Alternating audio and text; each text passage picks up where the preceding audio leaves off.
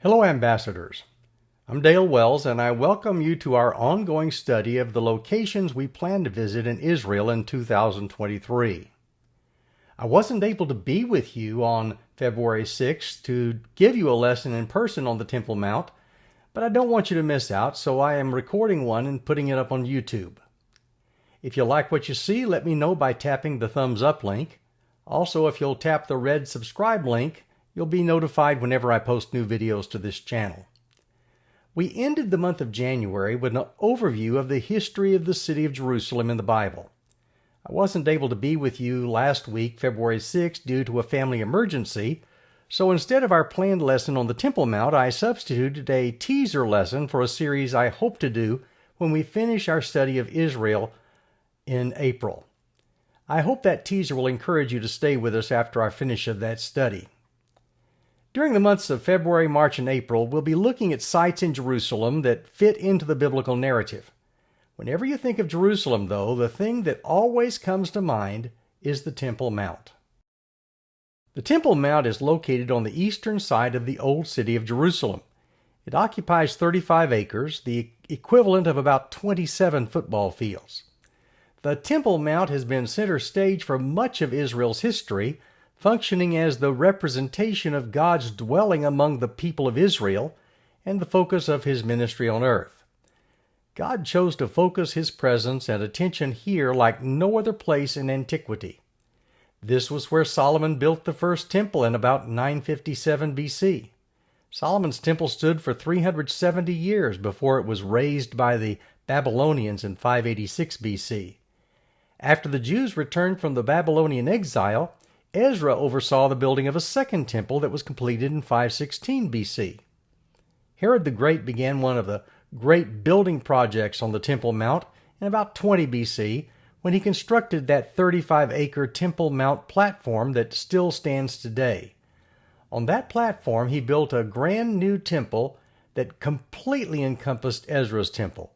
Once Herod's temple was completed, Ezra's temple was dismantled and removed from within it. Because Ezra's temple was not destroyed by enemies, but was removed after its grand replacement had been built around it, Herod's temple is still referred to as the Second Temple. Herod's temple was still under construction in Jesus' day. In John 2, verse 20, you may recall people saying, "We've been working on this temple for 46 years. In fact, it was not completed until 63 AD, only 7 years before it was destroyed by the Romans in 70 AD. Needless to say, what we see today on top of the Temple Mount is nothing like what existed in the days of Solomon, Ezra, or Jesus. Let's think about the importance of the Temple Mount in the Bible. The temple was built on Mount Moriah, the place where Abraham had been told almost 1,000 years before Solomon to sacrifice his son Isaac, in Genesis 22, verses 1 and 2. That was the occasion when God himself provided a substitute and spared Isaac's life, according to Genesis 22, verses 11 and 13. Abram got the message and called the place Yahweh Yireh, or Jehovah Jireh, which literally means the Lord will see to it, or the Lord will provide. That was Abraham's answer when Isaac had asked, "Where is the lamb for the burnt offering?" in Genesis 22, verses 7 and 8. He said, "The Lord will provide." But Abraham didn't fully understand until God actually did provide the substitute sacrifice. Abraham stands as a towering example of the faith that trusts and obeys God even when it doesn't comprehend God's plan. And that's the point the writer of Hebrews makes in Hebrews 11, verses 17 to 19. By the time of King David, the location of Abraham's faithfulness had been put to use as a threshing floor by a man named Araunah in the New International Version, or Ornan in the English Standard Version. Araunah owned it at the time, and David purchased the plot from him as the site for the temple that would be built later. Well, after David died, King Solomon, his son, built the temple in that same location according to 2 Chronicles 3:1. And during the dedication of Solomon's temple, the glory of the Lord filled it in such a way that the priests had to suspend their activities until God's glory subsided, according to 1 Kings 8, verses 10 and 11. Well, the first temple was eventually destroyed in 586 BC by Babylon because of Israel's continued disobedience to God. So says 2 Kings 25 verses 1 to 21. 70 years later, with the permission of Cyrus of Persia, the altar and foundation of the second temple were rebuilt by Zerubbabel in the time period from 536 to 515 BC. You can read about it in Ezra chapters 1 to 6. Over 400 years later, Herod the Great enlarged the Temple Mount platform to its present size beginning in 19 BC. On top of the Temple Mount platform and over the existing Second Temple, which was later removed, a new massive temple was built by King Herod that was more beautiful than any before it. For size comparisons, Herod's temple was 3 times bigger than the Dome of the Rock that occupies the Temple Mount today. This was a long-term construction project that lasted well past Herod's death, so as we've already seen, the people said to Jesus, "We've been working on this temple for 46 years, because it hadn't been finished until after Jesus' crucifixion and resurrection. It was at this temple that Jesus and his disciples ministered. You may remember that an angel appeared to a priest named Zechariah while he was serving at the temple. The angel promised that his elderly wife would bear a son, whom we know as John the Baptist, Luke 1:13. When Jesus was an infant, he was dedicated to the Lord at the temple, according to Luke 2:22. Jesus' parents took him to the temple again at the age of 12, and on that occasion he had the opportunity to engage in dialogue with the religious leaders at the temple, according to Luke 2, verses 46 and 47. One of the temptations Jesus faced immediately after his baptism occurred at the Temple Mount when the devil urged him to test God's commitment to him by jumping off the pinnacle of the temple, according to Luke 4:9 through 12. Jesus and his disciples taught at the temple frequently, according to Luke 19, verse 47. On at least one occasion, maybe 2, he drove merchants out of the Temple Mount because they were turning the place of worship into a flea market, John 2, verses 13 to 17, and Mark 11, verses 15 to 17. Ultimately, Jesus was put on trial before Pilate next to the Temple Mount at the Antonia Fortress. It was there that he was condemned to be executed by crucifixion. The southern steps into the temple complex is likely the place where the miracle of Pentecost took place 7 weeks after Jesus' crucifixion and resurrection. We read about it in Acts chapter 2, where 3,000 people were baptized that day and the early church was born. Acts 2, verse 41. Shortly after that, Peter and John healed a lame man at the entrance to the Temple Mount. Acts 3, verses 1 to 8 tells us. And that resulted in the conversion of 5,000 men. Acts 4, verse 4.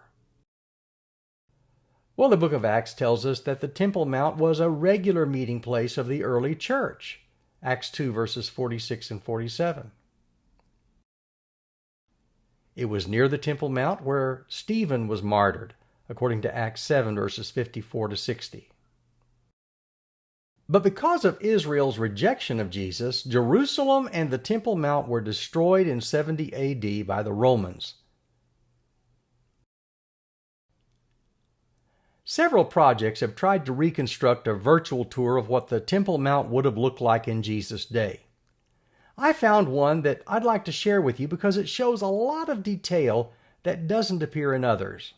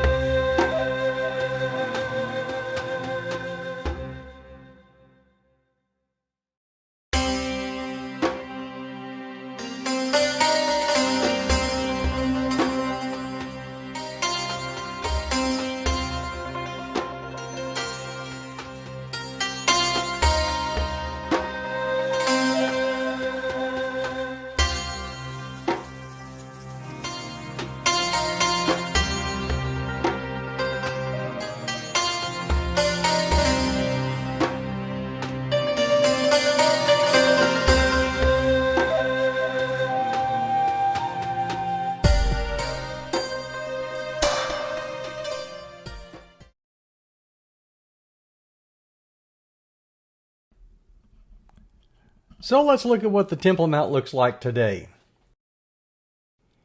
Here's a view of the Temple Mount area from the north. The Temple Mount, as I've said, is about 35 acres in size. It occupies about 1/6 of the total area of the old city. In terms of size and design, the Temple Mount was one of the most impressive structures in the ancient world. The temple attracted the attention of people from all over the Roman world. Jerusalem became known as the famous city of the East because of the temple. Herod began to build the temple in his 18th year, which would be about 20 BC, and construction of the sanctuary itself took 17 months. The temple and its courts were dedicated in 10 BC after 9 years of work. And as I've said, John 2:20 says that the construction of the temple had been going on for 46 years by the time Jesus arrived on the scene. The project was finally completed in AD 63. And at that time, 18,000 workers were laid off, and riots resulted because of the sudden mass unemployment. That so many people were employed at this time reflects how significant the construction activity was for the 80 years after King Herod began the work. Herod's work on the Temple Mount resulted in approximately doubling the size of the plaza. The eastern wall was not moved, but the compound was expanded to the north, west, and south. The project was part of a massive construction campaign in which Herod redesigned the whole area. This urban renewal included construction of streets, viaducts, a series of arches used to carry a road over water or wide valleys, water irrigation, channels, tunnels, approach roads and gates, open piazzas for public gatherings, shopping areas, arches, and bridges. Here's an enlargement of the previous photo of the Temple Mount from the east. In antiquity, the Temple Mount had 9 gates. Some of the gates of the present Temple Mount are named after scholars of the 19th century who studied them. The western wall faced the upper city. There were 4 gates on that wall, probably used primarily by the priesthood. The southern wall had 2 gates. Most of the pilgrims entered the temple through those 2 southern gates. The northern wall had 1 gate, which may not have been used. The eastern wall probably had 2 gates. Here's a picture of the Al-Aqsa Mosque that sits on the Temple Mount at the present day. And here you can see the Al-Aqsa Mosque sitting above the southern end of the Temple Mount. The Temple Mount's actually lower in elevation than other mountains, for example, the Mount of Olives to the east and the Western Hill to the west. But it rises above the ancient city of Jerusalem that we know as the city of David and that we talk about in our next lesson. Of Mount Zion, the Israelites sang, "It is beautiful in its loftiness, it is the joy of the whole earth." Psalm 48, verse 2. Here's a picture of the Temple Mount Pinnacle, the southeastern corner. This is where the southeastern corner of the Temple Mount rose above the Kidron Valley. It's a very, very deep fall there. This would have been likely the place where Satan tempted Jesus to throw himself off of the pinnacle of the temple. As was said in the video, and as I've already mentioned, Herod expanded the temple complex to the south, to the west, and to the north. And here's one of the places where you can see some of that expansion. About 106 feet north of the southeast corner of the Temple Mount is a seam that was first noticed by Warren in the 1860s. Well, in the 1960s, the seam was excavated further, and it appears that there are 2 distinct building phases here. Some scholars believe that the part to the north dates from Solomon's time, which could account for the fact that Solomon's colonnade runs along above it on the eastern side of the Temple Mount. Some suggested that this actually belongs to Zerubbabel's day, but in any case, the part to the south belongs to the Herodian expansion. And here's a better picture of the Temple Mount seam and some of the construction that has been discovered through the years. If you look carefully, you can see the difference between the pre-Herodian stones that would have predated the first century expansion. Those stones would be dating back to either Solomon or Zerubbabel. And then you can see the Herodian stones sitting on top of those. Those are the much larger hewn stones. The northeastern tower preserves Herodian masonry, and so it's a really good place to look and see the kind of stonework that Herod had done. The northern face of this tower is partially preserved, but its face was badly damaged during the Roman siege of AD 70, and many small stones were used to patch it up. Here's another picture of the northeastern tower of the Temple Mount. If you stand at the Garden of Gethsemane or on the Mount of Olives and look west across the Kidron Valley, you see the Golden Gate. Now, the gates and walls that you see on the Temple Mount today are not all first century construction. In fact, the date of the construction of the Golden Gate is difficult to determine. Some people believe that it dates to the time of Emperor Justinian in 530 to 550 AD. Some think it dates later to the Umayyad period when a similar style was in use. But the Golden Gate has been closed for many, many years. However, it sits right atop an earlier gate that was discovered quite by accident when an archaeological student fell into a hole at the base of the Golden Gate and discovered an earlier gate. Here's a picture of the Golden Gate from within the Temple Mount looking from the southwest. It's a very ornate gate, but it certainly does not date to the first century or before. Here's a view of the Al-Aqsa Mosque looking across the Kidron Valley from the Mount of Olives. The mosque was badly damaged in the earthquake of 1927. When it was being restored, authorities found wooden planks and beams from the original building. Many of those wooden planks were beautifully carved with early Arabic designs. Some of them are now on display in the Rockefeller Museum in Jerusalem. It was refurbished in 1938 to 1942 with marble columns that were donated by Mussolini. There's been a lot of history that's taken place here. King Abdullah of Transjordan was assassinated on the steps of the Al-Aqsa Mosque on July 20, 1951. And on August 29, 1969, a deranged Australian tourist, a fundamental Christian, set fire to the mosque. He believed that the destruction of one of what he called Satan's temples was the first step in a sequence of events that would make him king of Jerusalem and enable sweet Jesus to return and pray in the rebuilt temple. Anwar Sadat prayed here when he came to visit Jerusalem during the peace talks in 1977.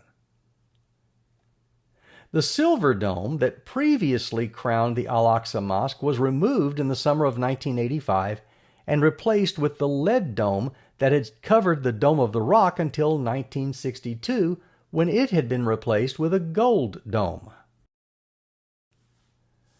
The Al-Aqsa Mosque was originally built about 709 to 715 AD by Caliph al-Walid, the son of the man who built the Dome of the Rock. Al-Aqsa means furthermost, and the Quran refers to it as a place where Muhammad traveled. Muslim tradition has equated Al-Aqsa as the furthermost point to which Muhammad traveled. The southern portion of the Temple Mount where Al-Aqsa sits is built entirely with vaultings. It's not very stable, and strong earthquakes have caused major damage to the mosque. Here's a washing installation used by the Muslims before they enter the mosque. Here's that dome that now sits on top of the Al-Aqsa Mosque. And here's a minaret near the Al-Aqsa Mosque. When you actually walk on the temple platform, some of the stones you look at date back to the first century, but some do not. Here's a picture of some new paving on the southeast corner of the Temple Mount. Here's some steps leading down into an area called Solomon's Stables. It doesn't have anything to do with Solomon, and it has very little to do with horses. The reason it's called Solomon's Stables is because the Crusaders stabled their horses here and assumed Solomon must have done so as well. The only problem is, this part of the Temple Mount didn't exist in Solomon's day. Here's the steps going down into that area called Solomon's Stable. In the late 1990s, Muslim authorities converted the area known as Solomon's Stables into the Al-Aqsa Mosque. This spacious area can accommodate 10,000 worshipers, making it the largest mosque in Israel. Since the present entrances were narrow and limited, there was a massive earth-moving campaign that was initiated in order to create that monumental staircase that leads down into the mosque. Well, Israel's government didn't officially approve the project, but effectively they turned a blind eye to it, possibly out of concern that forbidding the plans could later lead to their blame in the event of a tragedy from fire or stampede. Archaeologists were outraged that all of this excavation was conducted without any archaeological supervision. The earth that was excavated was dumped in the Kidron Valley, full of artifacts from many periods of Jerusalem's history. I'll tell you more about that in a little bit. The Antonia Fortress set to the northwest corner of the Temple Mount in Jesus' day. Today, that site is occupied by the Omariah Boys' School, even though the Antonia Fortress has long since been demolished. Here's the area that the Antonia Fortress occupied in Jesus' day. It was built by Herod and named in honor of Mark Antony. Herod was a savvy person. He knew to name things after his patrons. Well, the purpose of this fortress was to protect the Temple Mount and watch over the activities of the Temple Mount. You see, the temple was a center of nationalistic feelings, and many violent incidents occurred here in the first century just as they do today. For this reason, the Antonia Fortress was an important post for Roman soldiers in the first centuries. The Antonia Fortress was very large. Josephus calls it a virtual town within itself. Tradition places Pilate's residence at the Antonia Fortress, but today most scholars believe that when visiting Jerusalem he stayed at Herod's palace. After Herod's rule, there was direct Roman rule over Judah, and Rome was always careful to keep extra soldiers here during the pilgrimage festivals. The Apostle Paul was accused of taking Gentiles beyond the court of the Gentiles. He was attacked on the Temple Mount, but spared serious harm when Roman soldiers arrested him. The barracks where Paul was taken were probably in the Antonia Fortress. Here's a structure called the Dome of the Chain. The Dome of the Chain is located at the very center of the Temple Mount. Muslims believe that Solomon once hung a chain from the dome and that anyone who told a lie while holding it would be struck by lightning. The reality is no one knows why the dome is there. Some believe it was really just a model for the Dome of the Rock. Others hold it was the treasury for the Temple Mount. Here's another picture of the Dome of the Chain from the north. It's supported by 17 columns today, but it was formerly supported by 20. Here's a structure called the Dome of Tablets. No one knows exactly what it was used for. Here's another picture of the Dome of Tablets that leaves people scratching their heads because we don't have a clue what it's about. The Dome of the Rock is the main structure people recognize when they think about the Temple Mount these days. But there's good reason to believe that the Dome of the Rock does not sit exactly where the temple actually sat. If you notice, to the north, there is a gate that leads into the Temple Mount. Now, the gate's been sealed off for centuries, but that would have been the location of the eastern gate. And the temple, by Jewish tradition, would have been in line with that gate. In other words, sitting on the northern end of the Temple Mount, not right in the center of it. But the Temple Mount most identifiable structure is the Dome of the Rock that sits right atop the traditional peak where Abraham was willing to sacrifice Isaac according to Jews and Christians, or where he was willing to sacrifice Ishmael, according to Muslims. Non-Muslims are generally prohibited from entering the Dome of the Rock, so I was excited to find a video where two men were allowed to enter and actually film inside the Dome of the Rock.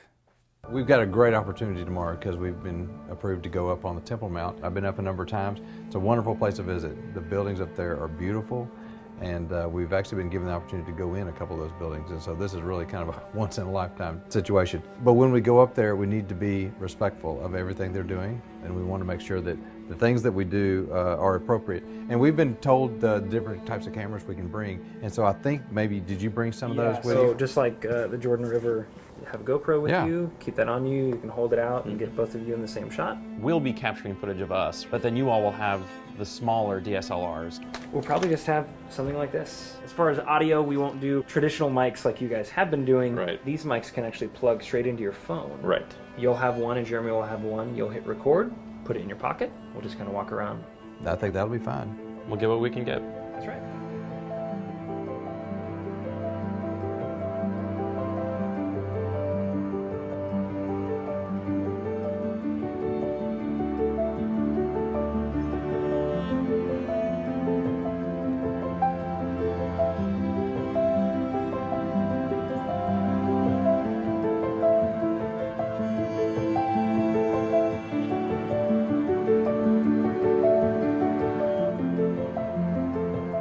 There are three major monotheistic religions in the world, and they all have a claim to this spot.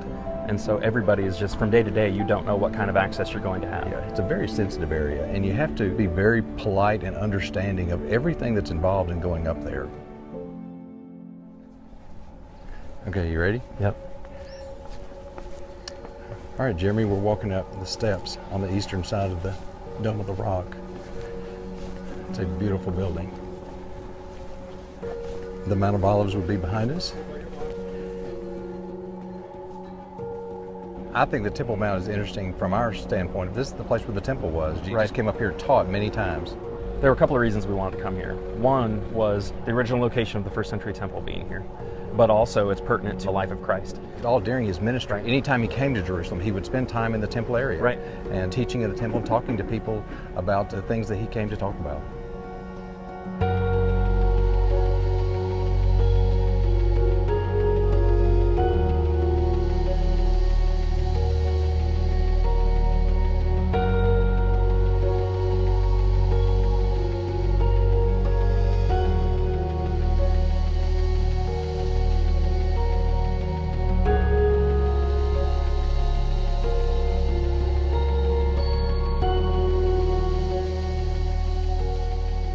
Inside the Dome of the Rock, there's a large stone called the foundation stone. It's original rock. And Christians and Jews believe that it's at this location where Abraham offered Isaac on Mount Moriah.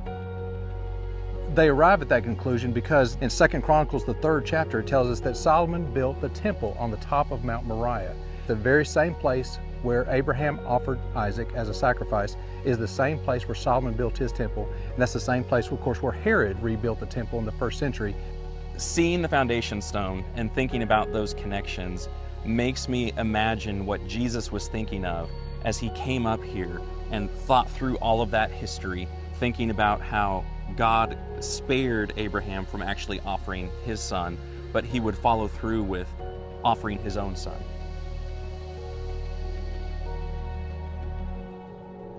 We just came down from the main platform. We're just about, 80 yards away from the Dome of the Rock. It's right in front of us. Now, the reason we're up here is because during the final week of Jesus' life, he would crest that hill behind us and come here to the Temple Mount and do a lot of teaching. He taught a lot of people that last week up here. He came up here to cleanse the temple. We have a recording of that. It was a huge honor to be able to come up here. It was. Why don't we just keep walking down the sidewalk here? That sounds good. Yep. We're standing outside of the Lion's Gate. Sometimes it's called St. Stephen's Gate because this is the traditional place where they brought Stephen out to stone him that we read in the book of Acts. But we just came off the Temple Mount. Temple Mount, yeah. Right now, the adrenaline level is lowering. Going down a little bit. Foreigners, especially Christian foreigners, don't get to do that very often. So it was a treat. John the Baptist identified Jesus as our Passover lamb who takes away the sins of the world. So for Jesus coming to the Temple Mount as our Passover lamb and witnessing and participating in everything that foreshadowed what he was here to do that final week would have been huge. And it was hard for him because all of the people around him didn't understand that those symbols and all of those things that foreshadowed him, they didn't understand the connection until afterwards. Right. And so it must have been a huge emotional toll on him to understand what he was about to do, and at the same time, people didn't understand what he was about to do.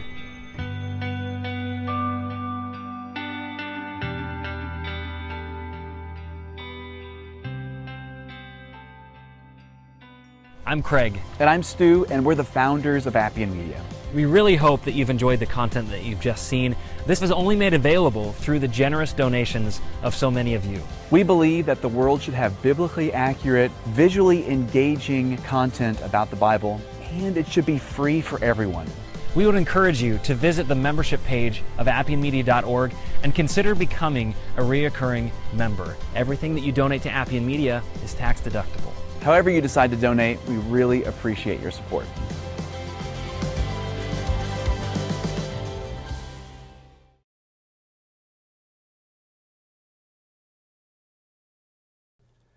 As you go around the Temple Mount, it's clear that while much of the stuff there is old, in fact, it's all old from our way of thinking, a lot of it doesn't date back to the 1st century. For example, here, if you look at the base of this stairway, you'll see a very rough area of stone. Well, that rough area of stone is actually the top of a wall that pre-existed the Temple Mount platform that we see today. And here's a better view of it so you can see how that rough area is the top of a wall that leads to a staircase that begins actually higher than the wall used to be. Here's a picture of the Temple Mount on Ramadan Friday in 1993, and a close-up of that same crowd. There are signs around the Temple Mount where observant Jews are warned by Jewish authorities that it's impermissible to enter onto the Temple Mount. Some rabbis say it's acceptable as long as you follow certain guidelines, but others say it's not permissible under any circumstances because you might accidentally enter the area that was once occupied by the most holy place. And when you go to the Temple Mount, you're likely to see something like this, a woman begging on the Temple Mount, kind of reminiscent of the scene where Peter and John, going up to the temple at the time for prayer, came across that lame man who was placed at the temple gate so he could beg for money going into the temple courts in Acts 3, verses 1 and 2. There are also things like colonnades that remind us of the porticos that existed in the 1st century, although these are much, much more modern, existing from the Ottoman period.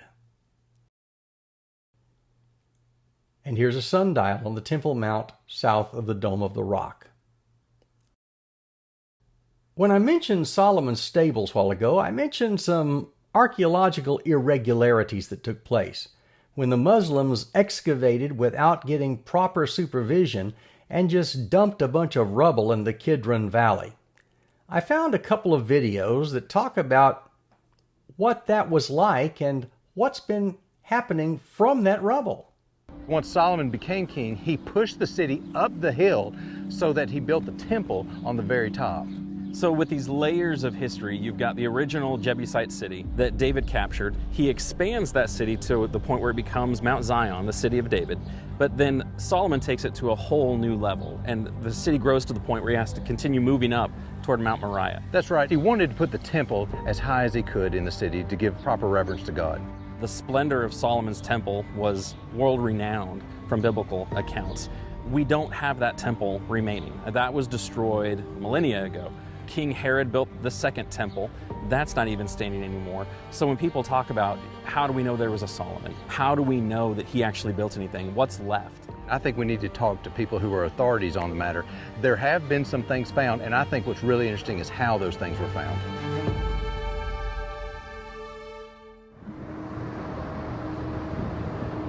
Within recent years, there's a project that's been going on in Jerusalem in which they've been able to go through a lot of rubble that's been found underneath the Temple Mount. The lead archaeologist, Dr. Barkai, lives here in Jerusalem, and I think it'd be beneficial if we went and talked to him and see what we can learn from him.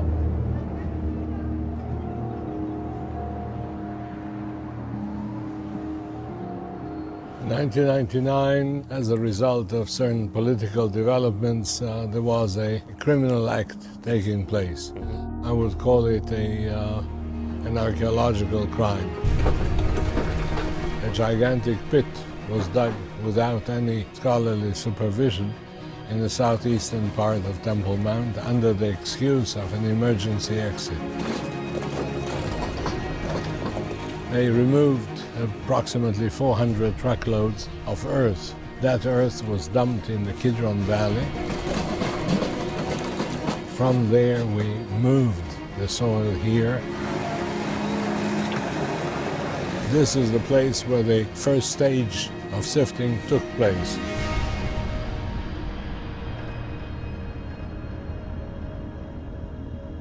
How did you know that the earth had been moved from the Temple Mount? We have eyewitnesses that followed the trucks and came there.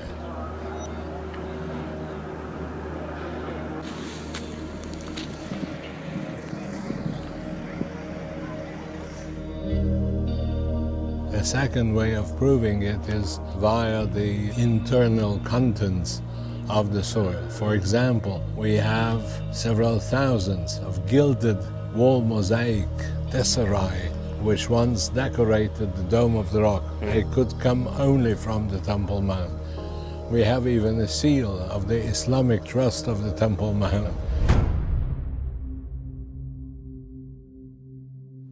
Dr. Barkai was able to take us down and explain that they currently process not only the fill that was brought over from the Temple Mount, but they also process and sift material from all sorts of archaeological sites around Israel. This is the place where the larger stones are removed from the contents of the soil. This is done like this. I see. Every one bucket goes in here, Yes. and it is subdivided into 3/3. The rest of the space in the bucket is taken by the water. Okay. 1/3 soil, 2/3 water. How long does it soak? Several hours. Several hours. As you know, there are people that question whether the first kings of Israel were historical figures or legendary, and whether there's anything that we can tie to that period of time. And it sounds like that you have found some incredible things. Listen, I'm a Jerusalemite for the last 68 years. I was not around some 3,000 years ago, so I cannot testify for David living here or being here. On the other hand, if I read the scriptures well, there are so many things there which seem to be a reality. I'm dealing with archaeology, I'm dealing with material culture. Solomon built an official compound made up of the king's palace, the construction of which took 13 years. There was the house of the forest of Lebanon, the house of Pharaoh's daughters, there was the great court, there was the other court, there was the house of the Lord. All that becomes alive when we sift through the material originating in the Temple Mount. We have abundance of pottery. We have a plethora of other finds from First Temple period. The period cannot be denied. Yeah. Again, I was not an eyewitness. Right. I didn't meet them personally, but meeting the material culture of their time and meeting the texts, I have the feeling as if I shook their hands. I'm Craig. And I'm Stu, and we're the founders of Appian Media. We really hope that you've enjoyed the content that you've just seen. This was only made available through the generous donations of so many of you. We believe that the world should have biblically accurate, visually engaging content about the Bible, and it should be free for everyone. We would encourage you to visit the membership page of appianmedia.org and consider becoming a reoccurring member. Everything that you donate to Appian Media is tax deductible. However you decide to donate, we really appreciate your support.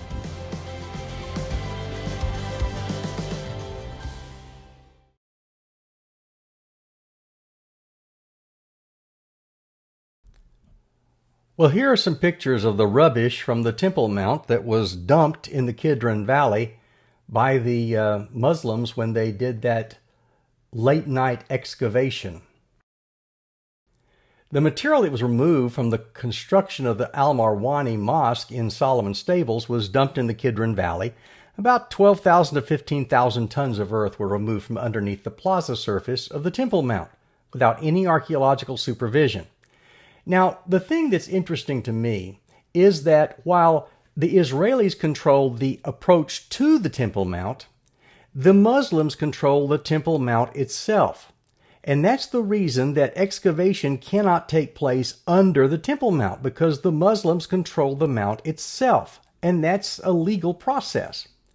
But when the Muslims took these materials and dumped them in the Kidron Valley, it gave the opportunity for archaeologists then to take that material and start sifting it and seeing what kind of archaeological finds they could make.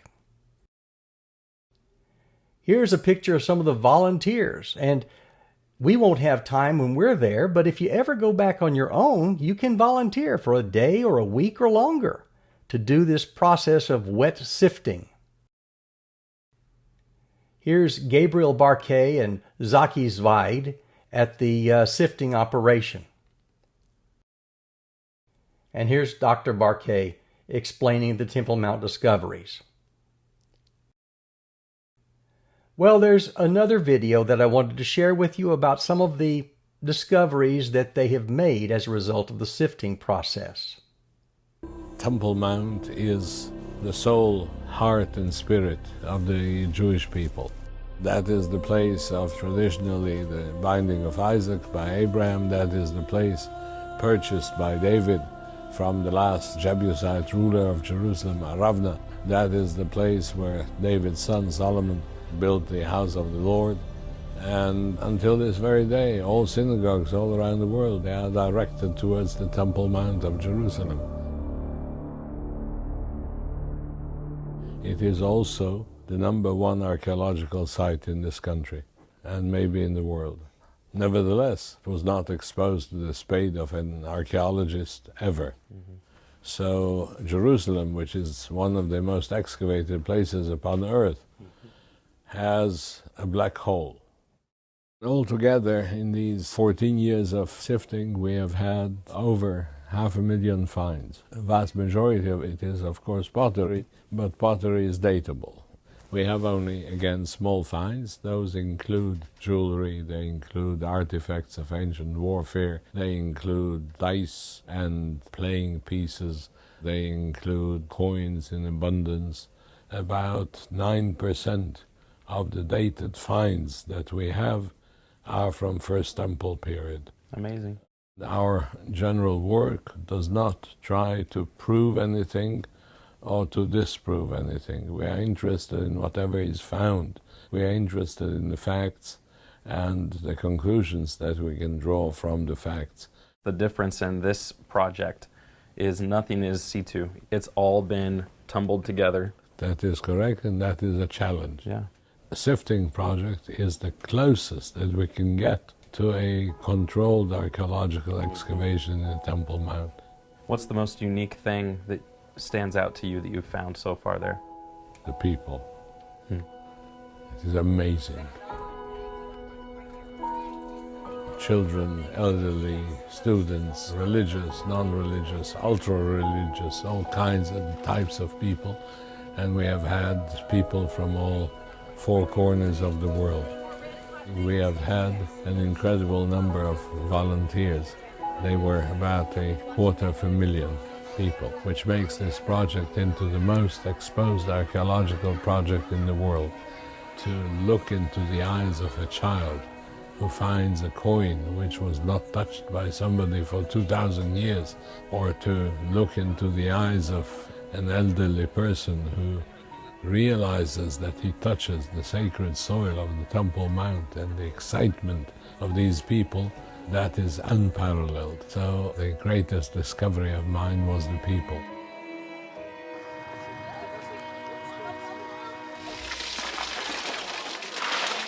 We're not able to go back and uncover Solomon's temple, and who knows if or when we'll be able to actually do any official archaeological work on the Temple Mount. But from that discarded dirt, the Temple Mount Sifting Project has been able to produce and discover some pretty impressive things. He was able to show us several pieces that dated back to David's time in a united kingdom.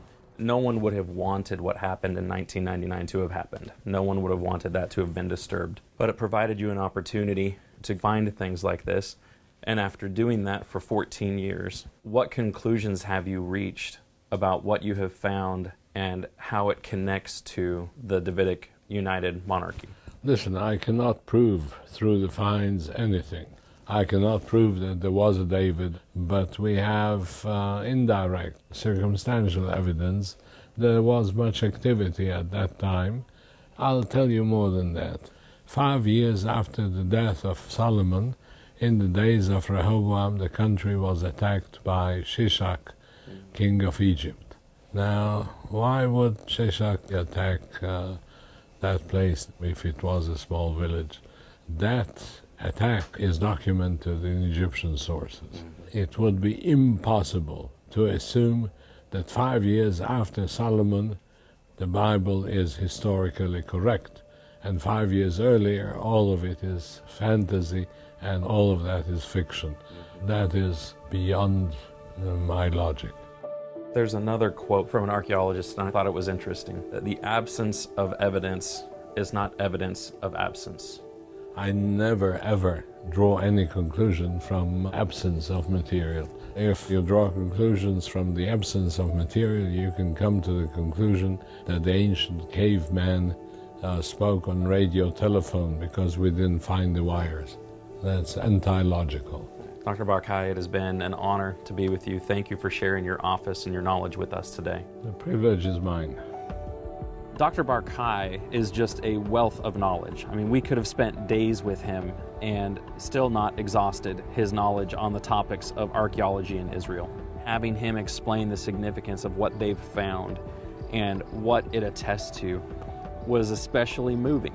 I wish everybody who's trying to answer the question, was there really a Saul, David, and Solomon?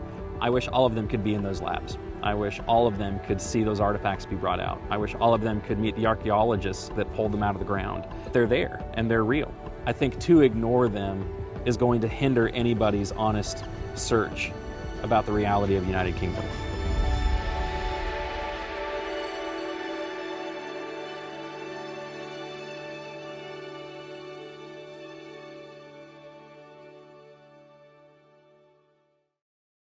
I'm Craig. And I'm Stu, and we're the founders of Appian Media. We really hope that you've enjoyed the content that you've just seen. This was only made available through the generous donations of so many of you. We believe that the world should have biblically accurate, visually engaging content about the Bible, and it should be free for everyone. We would encourage you to visit the membership page of appianmedia.org and consider becoming a reoccurring member. Everything that you donate to Appian Media is tax deductible. However you decide to donate, we really appreciate your support.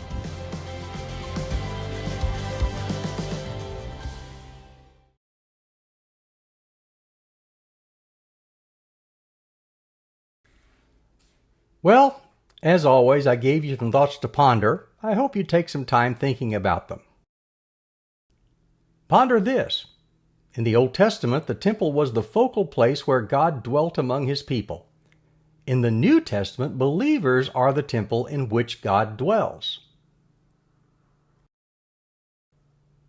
In 1 Corinthians 3:16 and 17, you is plural, not singular. In that context, Paul is referring to the church collectively, not believers individually. What kind of temple is our church? Is it a place where people can see evidence of God's Spirit dwelling? In 1 Corinthians 6:19 and 20, Paul says something similar to Christians individually.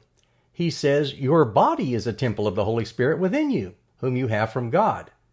In that context, he is talking about sexual immorality, the kind of sin in which an individual might engage. Individual believers have no business doing anything with our bodies that does not glorify God. Is my conduct such that people can see evidence of God's Holy Spirit living in me?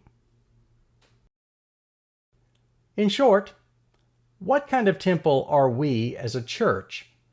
And what kind of temple am I as an individual? Well, that concludes our look at the Temple Mount. I'm sorry I wasn't able to be with you in person, but hopefully this has given you something to think about. Our next lesson will be on the city of David. You'll probably have already seen it by the time this one gets posted. But so goes life. In the meantime, until I see you again, the Lord bless you and keep you. The Lord make his face to shine upon you and be gracious to you. The Lord lift up his countenance upon you and give you peace. Amen.